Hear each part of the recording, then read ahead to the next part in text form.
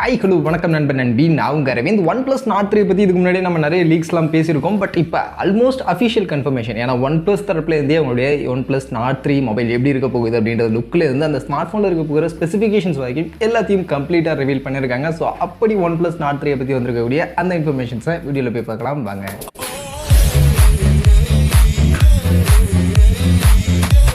So first இந்த OnePlus Nord 3 மொபைலுடைய look and design எப்படி இருக்கும்ன்றது வந்துருச்சுன்னு சொன்னேன். So OnePlus Nord CE3 lite வந்துச்சுல, ஸோ அதே மாதிரியான ஒரு லுக்கில் தான். என்ன அந்த கேமராவுடைய பிளேஸ்மெண்ட்டை மட்டும் லைட்டாக மாற்றி கொஞ்சம் எப்படி ஹரிசானலாக மாற்றி கொடுக்குறாங்க. ஸோ அவ்வளோதான். OnePlus Nord 3 லைட் மாதிரியே தான் இந்த OnePlus Nord 3 அப்படின்ற இந்த ஸ்மார்ட் ஃபோன் இருக்க போகுது அப்படின்றது இந்த லுக்கில் இருந்து தெரிஞ்சிருக்கு. ஒரே ஒரு இந்த பிளாக் கலருக்கான ஆப்ஷனை மட்டும் இப்போதைக்கு ரிவீல் பண்ணியிருக்காங்க.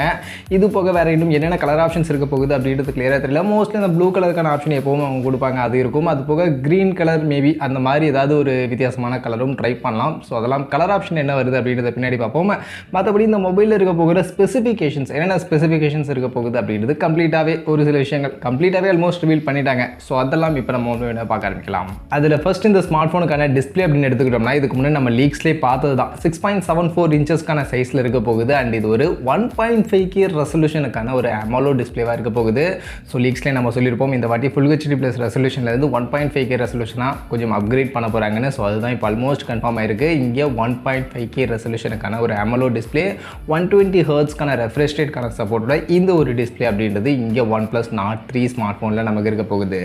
அதே மாதிரி மொபைலுடைய பேட்டரி அண்ட் ஃபாஸ்ட் சார்ஜிங் அஃபிஷியலாகவே கன்ஃபார்ம் ஆகிடுச்சு. ஸோ அஃபிஷியலாக இந்த மொபைலுடைய சார்ஜருக்கான இமேஜை அவங்க போட்டுட்டாங்க. ஆக்சுவலி இந்த ஸ்மார்ட் ஃபோனில் 5000 mAhக்கான பேட்டரி கெப்பாசிட்டி அண்ட் அதை சார்ஜ் பண்ண 80 வாட்ஸ்க்கான ஃபாஸ்ட் சார்ஜிங்கான சப்போர்ட் அப்படின்றது இங்கே நமக்கு இருக்க போகுது. ஸோ 80 வாட்ஸ்க்கான சார்ஜர் அப்படின்றது கண்டிப்பாக OnePlus Nord 3 என்னை பொறுத்த வரைக்கும் ரீசனபிள் வாத்தான ஒரு பேட்டரி ஃபாஸ்ட் சார்ஜிங் தான். ஸோ அதனால் அது இருக்கிறது இங்கே டீசென்ட் தான். நம்மளால் ஒரு நல்ல ஃபாஸ்ட்டாகவே இந்த ஸ்மார்ட் ஃபோனை சார்ஜ் பண்ணிக்க முடியும். அதற்கான கேப்பபிலிட்டி கொடுத்துருக்காங்க. அதே மாதிரி மொபைலுடைய பர்ஃபார்மன்ஸ் இது ஆக்சுவலி ஒரு சின்ன கன்ஃபியூஷன் ஒரு சின்ன டவுட் அப்படின்றது இருந்துச்சு. மீடியாடெக் ப்ராசஸர் தான் யூஸ் பண்ண போகிறாங்க அப்படின்றது ஆல்மோஸ்ட் கன்ஃபார்ம் ஆயிருந்தது. பட் மீடியாடெக்கில் இந்த Dimensity 8200 யூஸ் பண்ண போகிறாங்களா இல்லை Dimensity 9000க்கான ப்ராசஸர் யூஸ் பண்ண போகிறாங்களா அப்படின்ற மாதிரியான ஒரு சின்ன டவுட் ஒரு சின்ன கன்ஃபியூஷன் இதுக்கு முன்னாடி நமக்கு இருந்துச்சு. நம்ம இதுக்கு முன்னாடி வீடியோஸில் நம்ம சொல்லியிருப்போம். ஸோ அது இப்போ அஃபிஷியலாகவே கன்ஃபார்ம் ஆயிடுச்சு. இந்த ஸ்மார்ட் ஃபோனில் மீடியாடெக்கோட Dimensity 9000 அப்படின்னு சொல்லக்கூடிய இந்த ஃப்ளாக்ஷிப் ப்ராசஸர் தான் ஆக்சுவலி நமக்கு யூஸ் பண்ண போகிறாங்க. ஆக்சுவலி இது Dimensity 8200 விட பெட்டரான பர்ஃபார்மன்ஸ் கொடுக்கக்கூடிய ஒரு ப்ராசஸர், ஃப்ளாக்ஷிப் லெவலுக்கான பர்ஃபார்மன்ஸ் கொடுக்கக்கூடிய ஒரு ப்ராசஸர். LPDDR5க்கான ரேம் டைப், UFS 3.1க்கான ஸ்டோரேஜ் தான் இருக்கும். பட் பர்ஃபார்மன்ஸ் உங்களுக்கு ஃப்ளாக்ஷிப் லெவலுக்கான ஒரு 40,000 ஸ்மார்ட் ஃபோன்ஸ்க்கான ஒரு பர்ஃபார்மன்ஸ் அப்படின்றது இந்த ஸ்மார்ட் ஃபோனில் கொடுக்கும். அஃப்கோர்ஸ் இந்த Dimensity 9000 மார்க்கெட்டில் இருக்கக்கூடிய ஸ்மார்ட் ஃபோன்ஸ் எல்லாமே மோஸ்ட்லி நமக்கு 40,000 அரௌண்ட் அப்படின்ற அந்த செக்மெண்ட்ஸில் தான் இப்போ இருக்குது. ஸோ அந்த ப்ராசஸரை OnePlus Nord 3 எடுத்துகிட்டு வராங்க அப்படின்றது மெயினாக பாசிட்டிவாக இருக்க போகுது. ஏன்னா OnePlus Nord 3 நமக்கு தெரியும் கண்டிப்பாக 40,000 செக்மெண்ட் கொண்டு போக மாட்டாங்க. ஏன்னா OnePlus 11 அது 40,000 செக்மெண்ட்டில் இருக்குது. இது கம்மியாக ஒரு மிட்ரேஞ்ச் செக்மெண்ட்டில் வரும் அப்படின்னும் போது அந்த செக்மெண்ட்டுக்கு Dimensity 9000 அப்படின்றது உண்மையிலேயே வேர்த் தான், ஒரு நல்ல ப்ராசஸர் தான். பட் இருந்தாலும் நிறைய பேர் யோசிக்கலாம், ஸ்னாப்ட்ராகன் ப்ராசஸரை ஏன்ப்பா விடுறீங்க, Dimensity ப்ராசஸருக்கு பதில் ஸ்னாப்ட்ராகனுடைய ஏதாவது ப்ராசஸர் யூஸ் பண்ணலாம் அப்படின்ற மாதிரியுமே கண்டிப்பாக நிறைய பேர் யோசிப்பீங்க. ஸோ அப்படி நீங்கள் யோசிக்கிறீங்களா, உங்களுக்கு ஸ்னாப்ட்ராகன் ப்ராசஸர் இந்த ஸ்மார்ட் ஃபோனில் யூஸ் பண்ணியிருக்கணும்னு நினச்சிங்கன்னா என்ன ப்ராசஸர் யூஸ் பண்ணியிருந்தால் நல்லா இருக்கும்னு நினைக்கிறீங்க அப்படின்றத கமெண்ட்ஸில் வந்து சொல்லுங்கள். மற்றபடி Dimensity நல்ல ப்ராசஸர் தான், பர்ஃபார்மன்ஸ் ஃப்ளாக்ஷிப் லெவலுக்கான பர்ஃபார்மன்ஸ் கொடுக்கும்.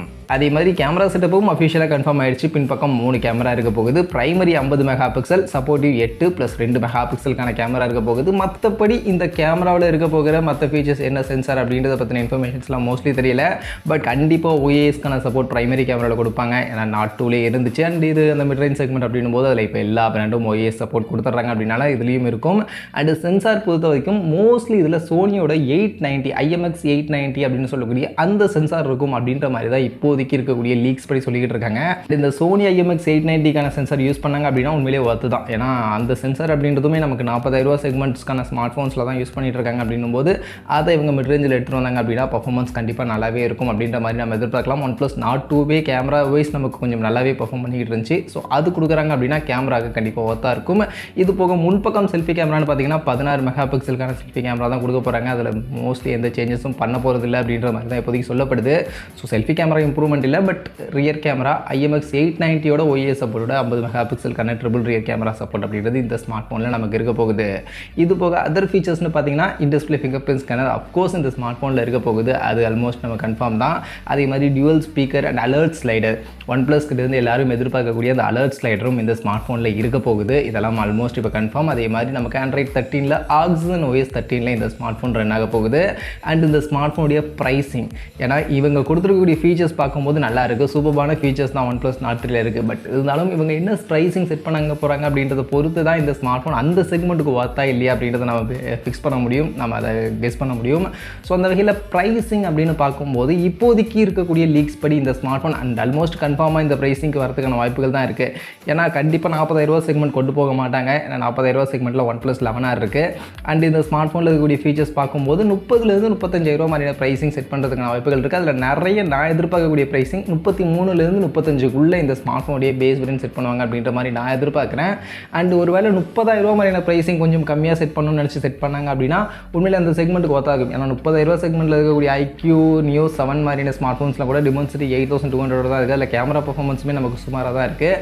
பட் இதில் பார்க்கும்போது டிமென்சிட்டி 9000க்கான ஒரு பவர்ஃபுல்லான ப்ராசஸர் கொடுக்குறாங்க. அண்ட் கேமரா ஃபீச்சர்ஸுமே நல்லா இருக்குது. அப்படின்றதுனால 30,000 மாதிரியான ப்ரைஸிங் மட்டும் செட் பண்ணிட்டாங்க அப்படின்னா வேறு லெவல் ஸ்மார்ட் ஃபோனாகவே இருக்கும். இல்லை நான் சொன்ன மாதிரி ஒரு 34 33 மாதிரியான ப்ரைஸிங் செட் பண்ணாலும் அந்த செக்மெண்ட்டுக்கு OnePlus Nord 3 ரீசனபிளாக இருக்கும் அப்படின்ற மாதிரி தான் நான் நினைக்கிறேன். மற்றபடி OnePlus Nord 3 உடைய இந்த ஸ்பெசிஃபிகேஷன்ஸை பற்றி நீங்கள் என்ன நினைக்கிறீங்க? அண்ட் இந்த ஸ்மார்ட் ஃபோன் என்ன ப்ரைஸிங்க்கு இந்தியன் மார்க்கெட்டுக்கு வந்தால் கரெக்டாக இருக்கும் அப்படின்னு நினைக்கிறீங்க? உங்கள் ஒப்பீனியனை கமெண்ட்ஸில் வந்து சொல்லுங்கள்.